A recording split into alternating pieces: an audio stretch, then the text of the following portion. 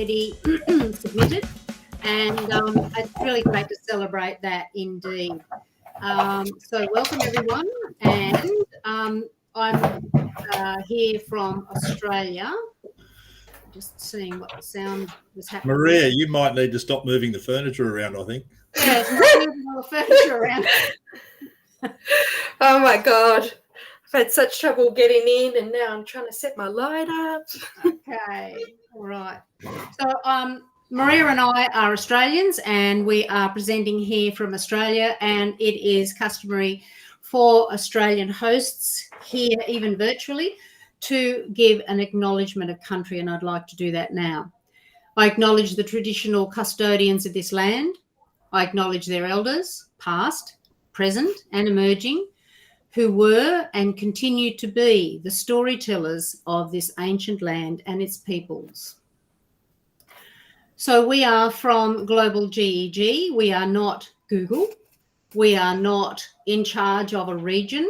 We are not in charge of a group of GEGs. We are a whole network, a professional learning network of amazing GEG leaders and co-leaders and captains and mentors and members of GEGs from all around the world.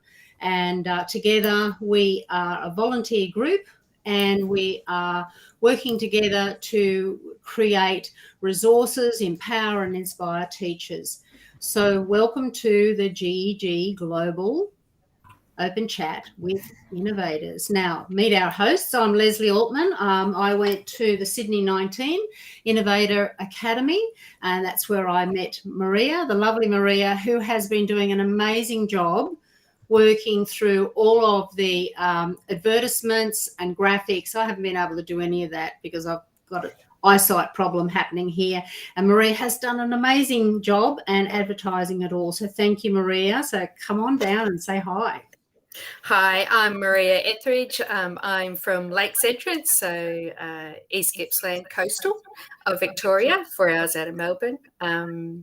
I am also a Google Innovator trainer, GEG leader, and I'm a STEM primary teacher. Absolutely. So you're still in lockdown, aren't you? Yeah, preps to twos came back today, but the rest are still in lockdown. Okay, there was a yes, we had to, apparently the government stopped a train here in Kempsey that had some people who tried to get from Sydney to Coffs Harbour. So there's the whole trainload is now in lockdown. Poor darlings.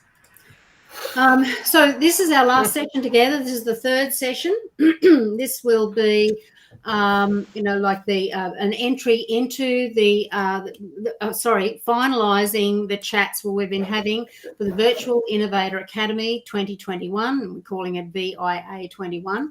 We have video session 1, session 2, and this is session 3.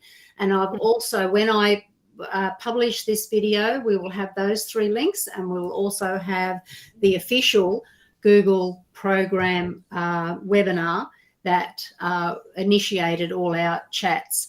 So we're supporting the Google program, and we are really looking forward to supporting you in having a chat here and now. Just make sure that you've got all of your goodies in place. We have our 4 sessions coming up. It's going to be such an exciting program. We're going to have the program sessions, the coach sessions. You'll be having your own coach to support you through your design thinking experience, and as well as a team coach. There are the Spark sessions. They're always great fun. And the social sessions, because it's always a very social time to get to know all of your colleagues. So Maria, over to you. Look, she did a really great job here. Yeah, it was fun finding all the different flags. Yeah. So these are the countries that are able to apply for this APAC region-only Google Innovator. Yes. So if you're outside of these regions, unfortunately, at this stage, you cannot. At this time, you cannot apply. That's that slide, really. And I've just spied Andy Caffrey here, Innovator Program. We used to call him the magic light bulb.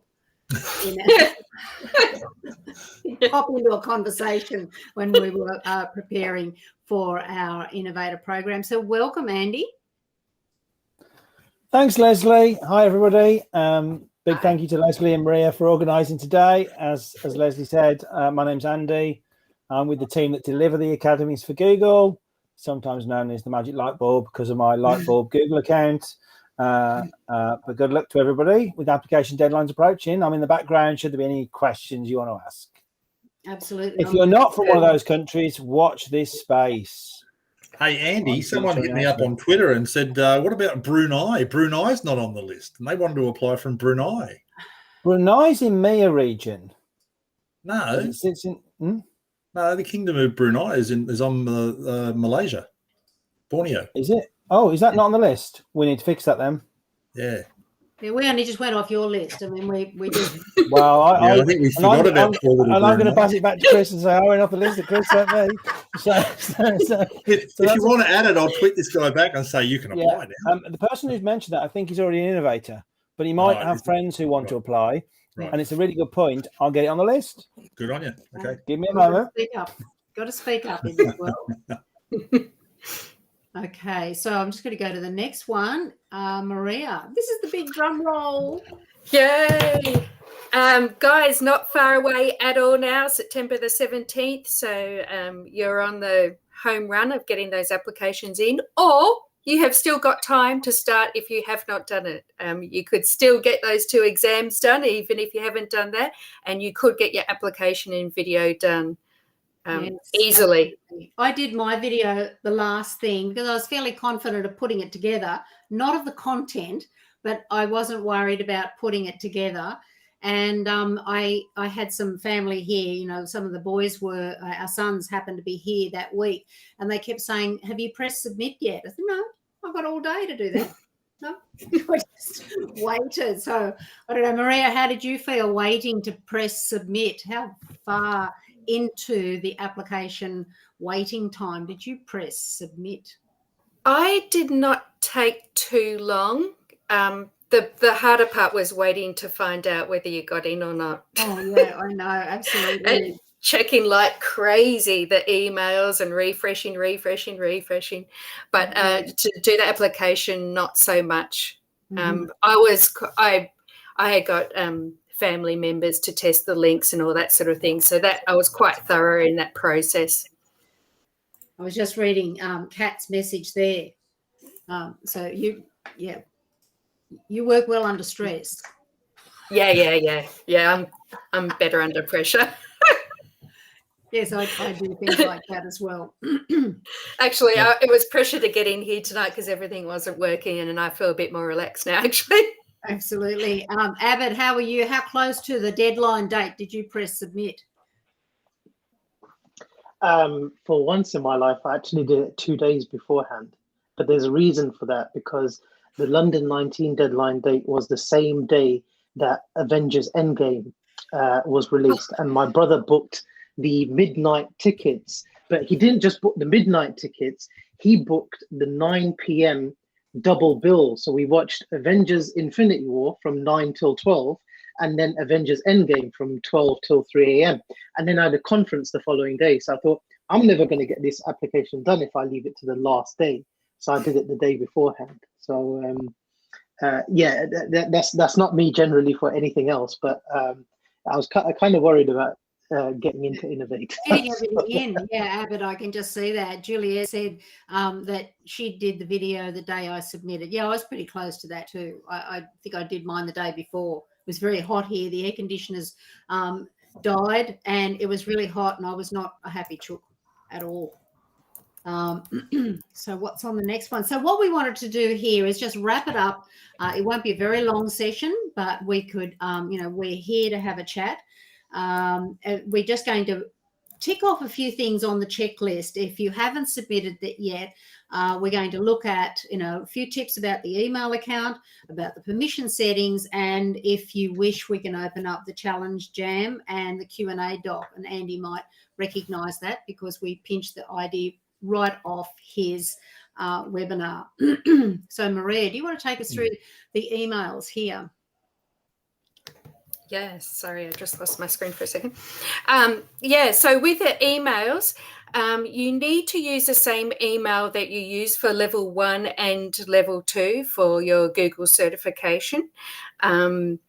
And just a little tip that Leslie and I have both experienced, it's probably in future, not before you've gone for the Innovator perhaps, but afterwards, consider whether, if you are using a school email address, maybe to swap over to a personal email address. It's just moving forward, it's a lot easier.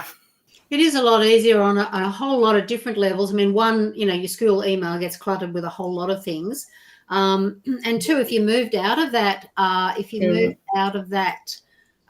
school and moved on, well, that means that there's a mad scramble to alert the Google program manager for, your maybe your GEG and your level 1 and level 2 and your Innovator. They're all run by different teams. So you have to race around and make friends with them.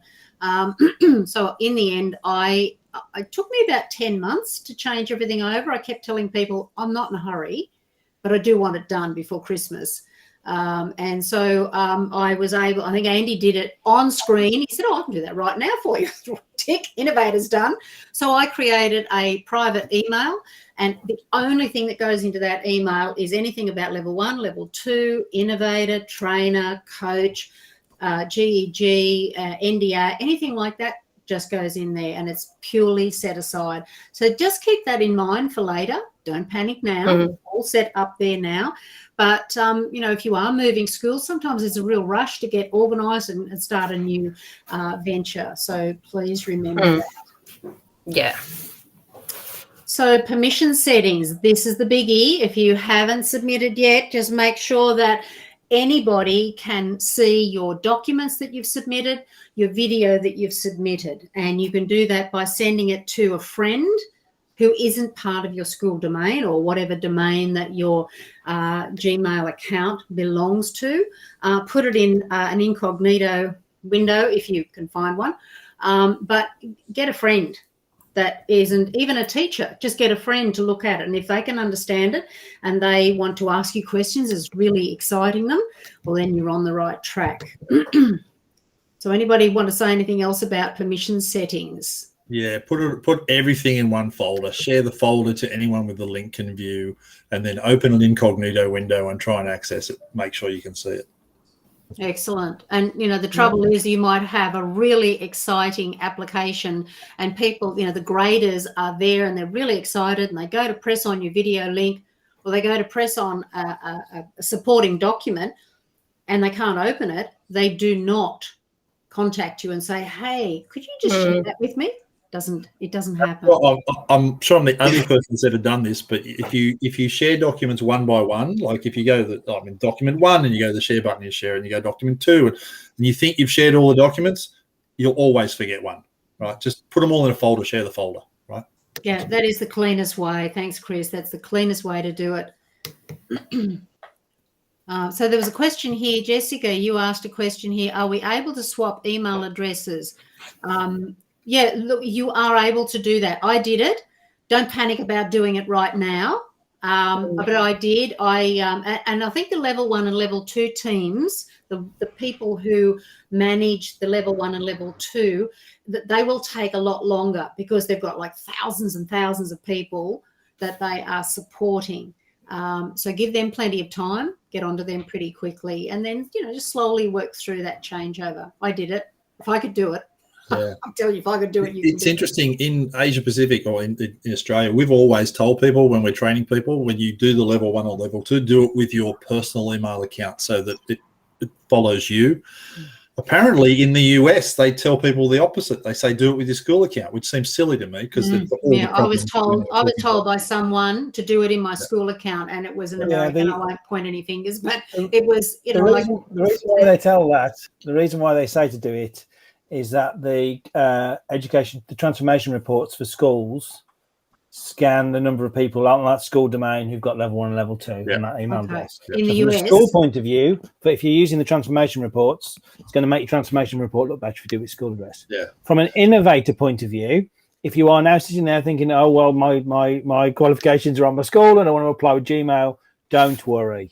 Right. Matter. If somebody got through and I couldn't work out their level 2 status, I'd reach out to them and say, what did you use? What email did you use? Now, of course, at that point, if they haven't got level 2, I will probably just reject them. But if there are any issues, don't worry about it. The main thing to focus on is if you can use the same email address, as we said, do so.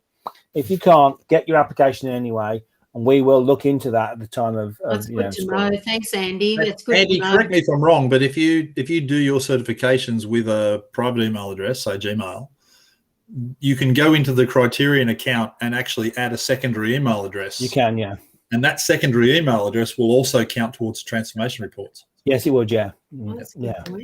Okay, then. Yeah, you can do that. But if someone's sitting there now thinking, oh, I'm not sure, or I did my level 1 and it's on this account, and does that mean I can't apply? No, don't worry. Get your application in for Innovator. The worst case scenario is I would reach out to you and say, where did you do level 1? And you would then tell me, and then that'll be fine. Okay. So I'm just scrolling back up through the messages. Jessica, I've just had a look at your message there that you've got your certification, and thanking Chris on Twitter for giving you the nudge. That's fine. When I put this video into YouTube, what I do is I put the Innovator program, Andy's first webinar, as a link in the description. And then I will link our session 1, session 2, and this session 3, of course, will be the video. And it's really good to just flick back through there. But look, if you want to just ask some specific questions, Chris is there, Maria's there, Abid's there. If you want to make friends with any of us, please do reach out. You could be just on the brink, ready to do it, and you don't realise how much the resources you've got ready. So do reach out. So just put... just check us out on Twitter, and I might put my Twitter handle in there, so everyone put theirs in if they have it. Some people have Facebook. You're working on Facebook. We'll just go and see what the next. Where were we? All right. You're going to talk about the video there. I'm just going to pop that link in there. I'll find the link. Okay, so there is you can search on YouTube and find a lot of playlists. Leslie is about to put a playlist in the chat right now as well, and we also the last time had gathered a few innovators, and they did a flip grid, so there's also that available. Just inspiring message on the process for them, their own personal or professional or both, growth in both areas, and what they got from it, and maybe even a bit of a chat about their project. So there's heaps of inspiration out there.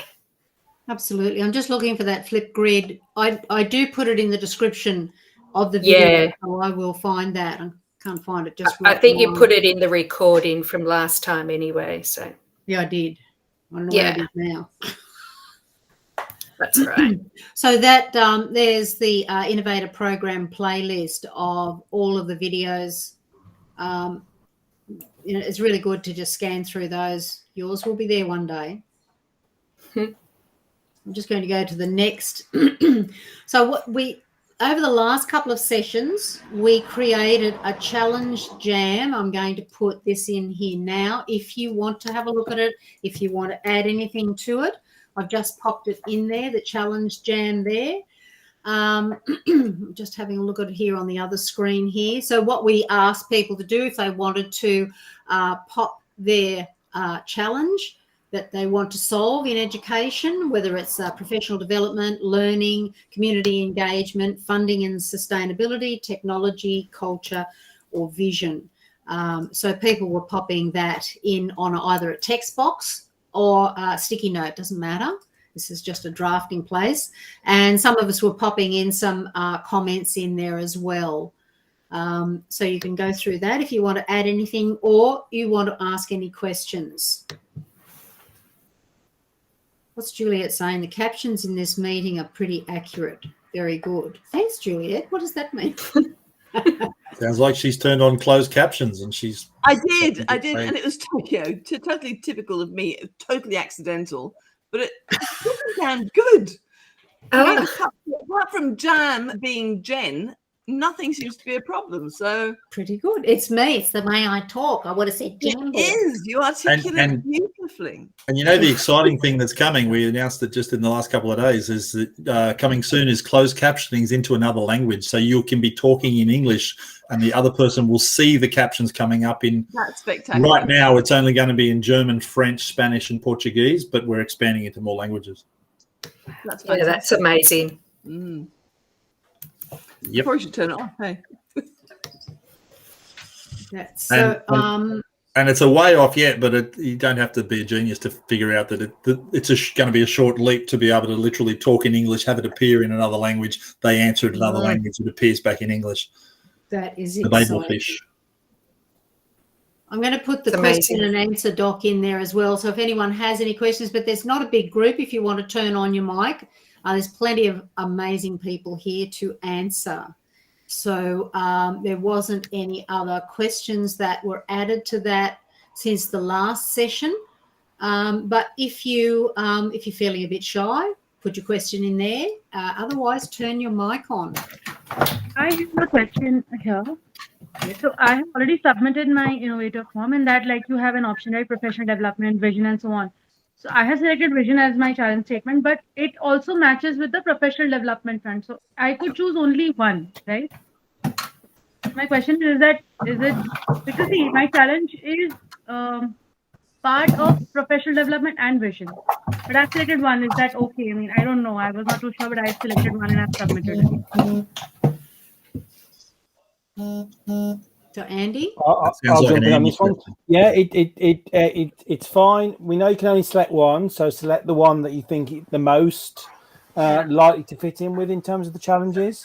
But it doesn't There is matter. And certain overlap in, of course, when you have a challenge, it will overlap in one or two more, but we'll select the one which is closest, right?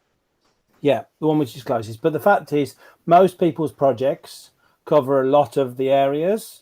And in particular, a lot of people's projects cover professional development, because if you're going to make a change in a school, at some point you're going to have to bring teachers on that journey, aren't you? So at some point, most Innovator projects cover professional development. So that's fine. It's not a deciding factor. It doesn't affect the application in any way which one of those you pick. So it doesn't matter in that respect. But obviously it helps us track the sort of themes that are coming through in the applications. So pick the one you think most is, but that's fine. Great. Thank you so much. Thank you. Yeah, even I had the same question. Like, I have chosen professional development as an umbrella thing, and therein I have a vision also, and I am doing something with the digital tools also. So I was really a little confused about what to choose. Like, I am covering so many. I thought I was covering all 5 out of those 7. So what do I do? So the closest one for me was professional development. So I clicked on that. I hope that's okay. I mean, Yeah, that's perfectly fine. So yeah, just click the one you think is closest, Yeah. and as I said, it doesn't make any difference from a scoring point of view or us deciding who comes to Academy, which one you pick. all right. That's awesome. Thank you. Thank you so much. So I'm just having a look.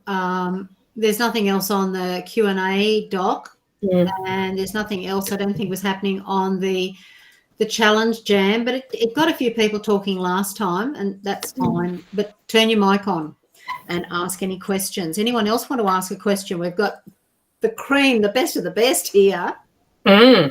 Also, one more question, if I may.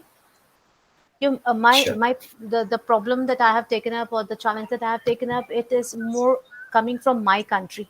Like, I know that there are so many teachers from far-flung areas or from village sites and everything who do not have access to language-based things. Like, we have so many videos for all the digital tools and everything available, but they do not understand English that well, because that English is not their first language, and they understand better in mother tongue and everything. So is it okay if I take something that I know that from my country, my education system has this little flaw. So I might want to, take it into a vision or something. Is that okay? Does it have to be globally true? It's not only okay, it's exactly what you should be doing. Right. Yeah. Yeah. Because this challenge might not be something which is global. But I find that my country has this challenge. This is a huge challenge here back home in India. So No. I took that. It doesn't have to be global. So now I know. No, Okay, no, no. thank you. The point of your project is not to make it a global challenge. If that's not your problem, the problem is to solve a problem that's a problem for you. Yes. And if the problem for you is a very specific local problem, then that's the one you should focus on. Yeah. Thank you so much. Right. It sounds like lots of most innovator projects we see are about initially somebody in a school recognizing in their school there is a problem and they want to fix that.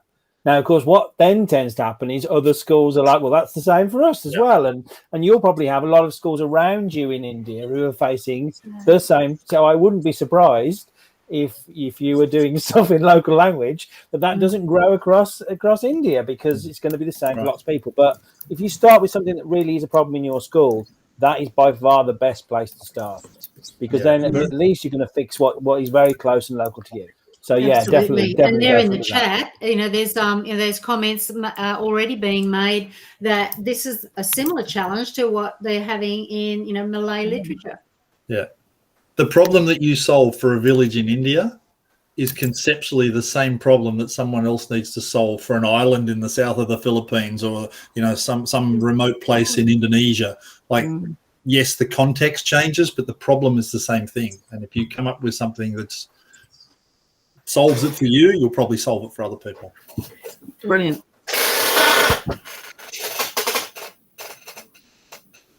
Yeah, I think that's the beauty of Google Innovator. You meet with people from different areas, but you find that connection and you find so many similarities that you can share your ideas. It's great. Mm. Yeah. And I know, Juliet, you were in that situation where you came up with something and someone else in your academy was working on a similar kind of problem, and you guys buddied up and said, well, let's solve it together.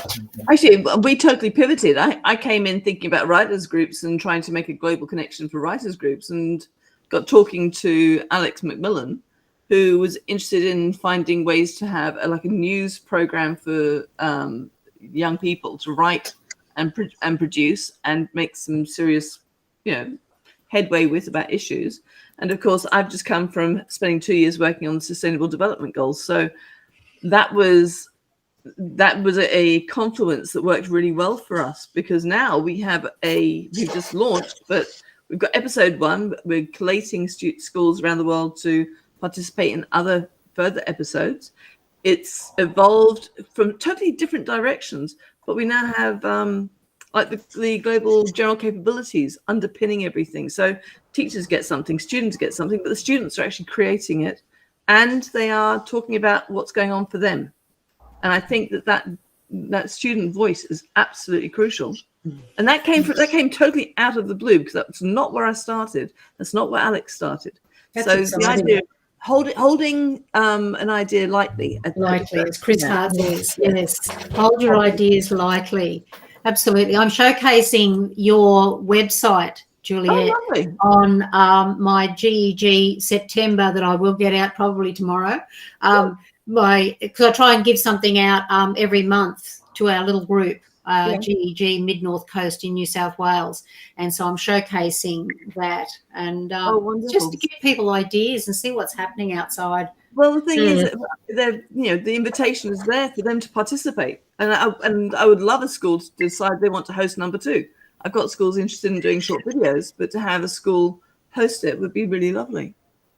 So it's a broad thing, and that's the thing I love about Innovator, particularly the fact that we are a community that support each other, that we have the opportunity to collaborate, and we're doing this globally. It's not having to be limited by our geography or our nationality or our creed. And I think that is the most important, precious bit about it.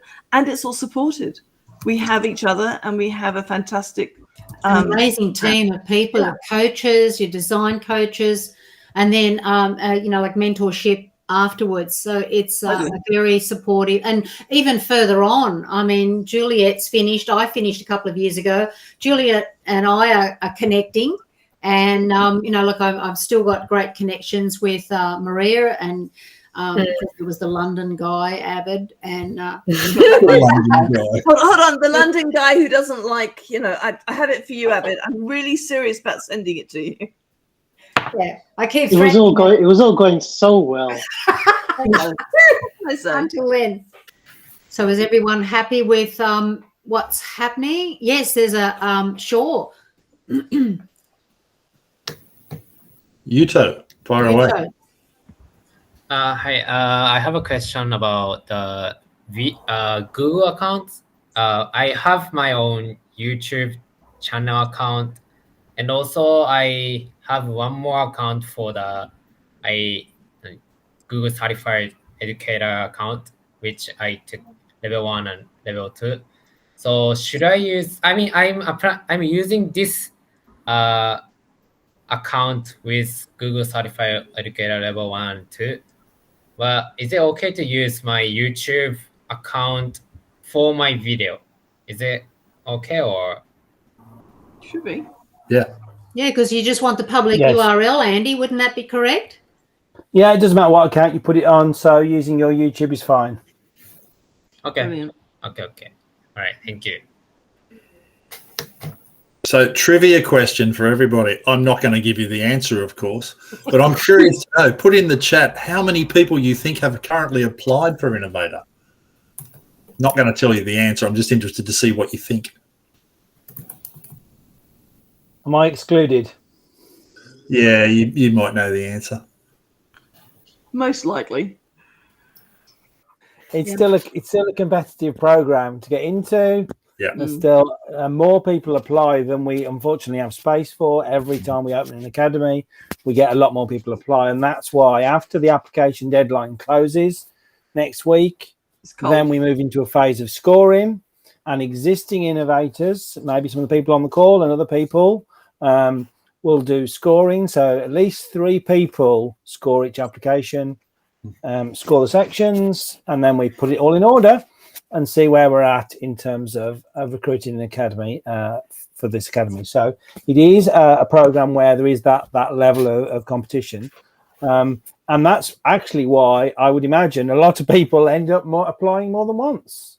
And although I now sit here as somebody who looks after the academy, I was rejected twice, once for an academy in Sydney, which I tried to apply to, and once for an academy in London.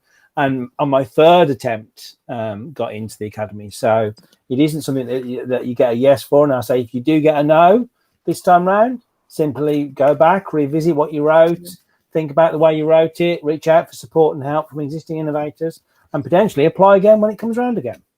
And isn't that really what it's all about? It's that growth mindset. You don't chuck things out because you didn't get it the first time.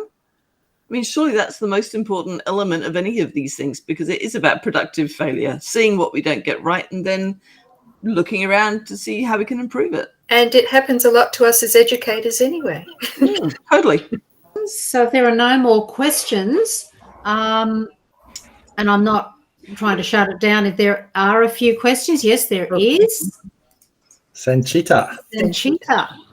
Hi everyone, this is Sanchita from India. I just wanted to ask that, when someone does not get selected the first time round, when they reapply, does the previous application kind of show up somewhere? I mean, do you see that growth happening? I mean, how does that work? It's a good question. Andy, what do you think? That's a good question. We do.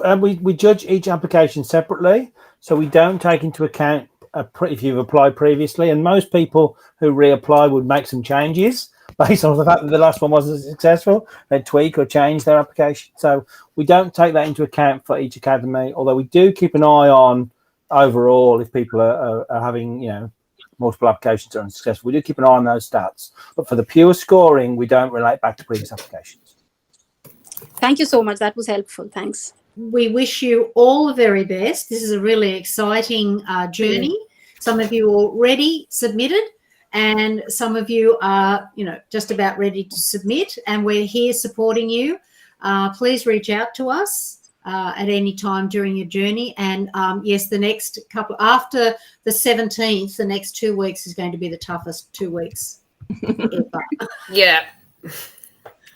Yeah.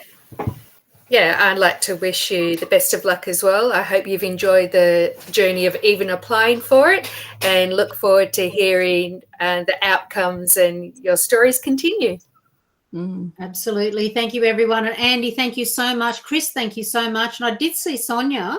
I'm not sure whether she's come and gone. She's still here. Hello, Sonia. Thank you so much for coming in. Thank you for inviting me. Thank you. Always a pleasure. Yes. Until then.